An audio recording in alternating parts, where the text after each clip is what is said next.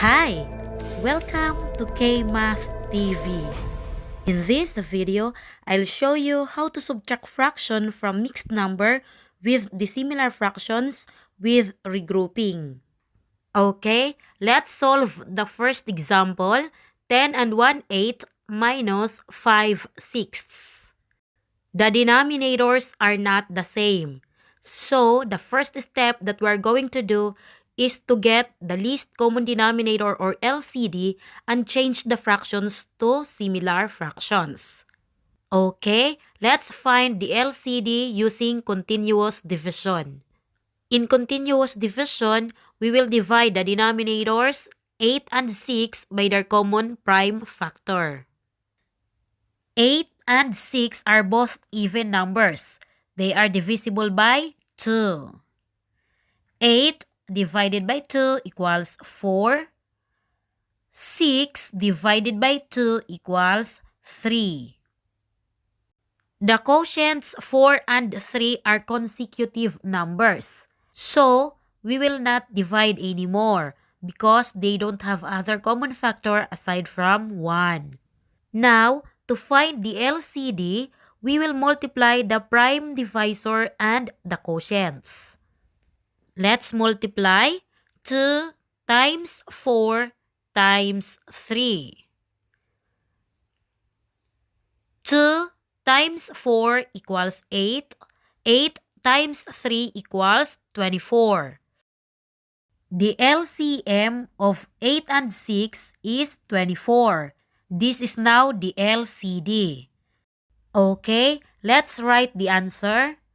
Copy the whole number 10 and write the LCD 24 minus LCD 24. Next, let's find the numerators. Okay, let's divide 24 divided by 8 equals 3. 3 times 1 equals 3. The numerator of the minuend is 3. Let's do the same in the subtrahend. 24 divided by 6 equals 4. 4 times 5 equals 20. Okay, the fractions now are similar. They have the same denominators. Now, look at the subtrahend. The numerator of the subtrahend is greater than the numerator of the minuend. The fraction of the minuend is less than the subtrahend. So, in this case, we need to regroup the minuend. We will borrow from the whole number. Okay, let's regroup step by step. We will borrow from the whole number.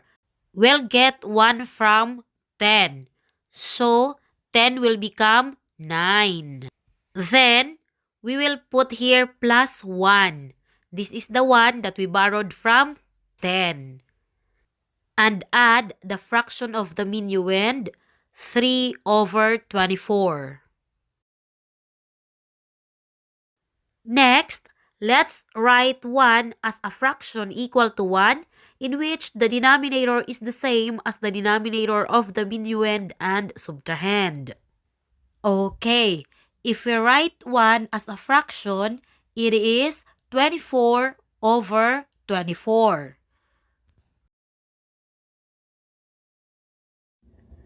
Now, let's just add this together. Okay, copy the whole number 9. Then, add the numerators. 24 plus 3 equals 27. And copy the common denominator, 24. Okay, we're done regrouping. This is now the new minuend. Now, let's copy the subtrahend and subtract. Minus 20 over 24.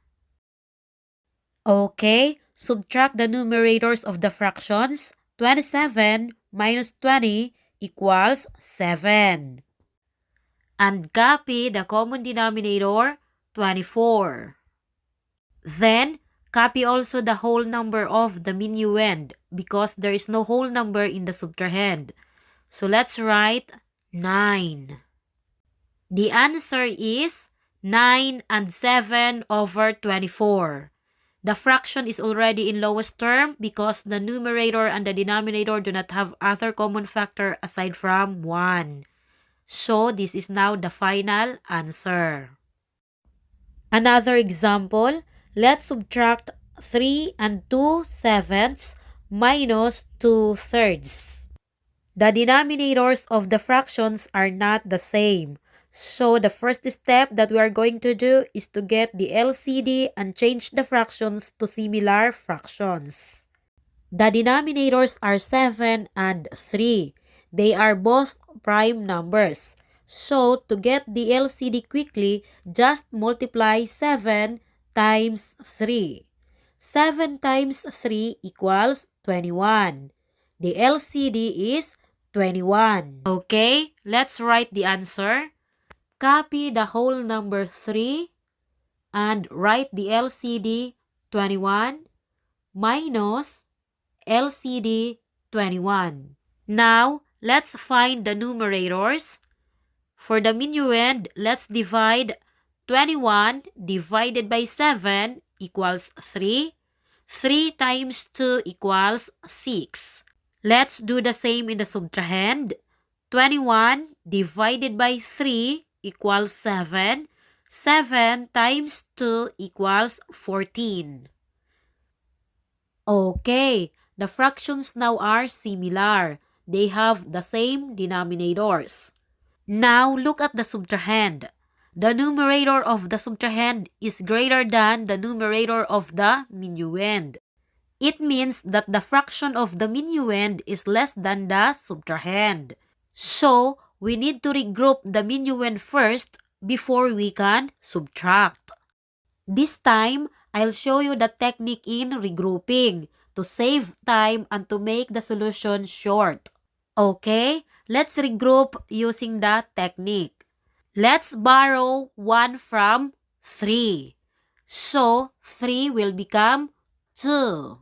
Then, to write the fraction, just copy the denominator 21. For the numerator, just add the numerator and the denominator of the fraction of the minuend. Okay, 6 plus 21 equals 27. That's it. We're done regrouping. This is now the new minuend. Okay, it's time to subtract. Copy the subtrahend 14 over 21. Subtract the numerators. 27 minus 14 equals 13. And copy the common denominator, 21. Then, copy also the whole number of the minuend because there is no whole number in the subtrahend. So let's write 2. The answer is 2 and 13 over 21. The fraction is already in lowest term because the numerator and the denominator do not have other common factor aside from 1. This is the final answer.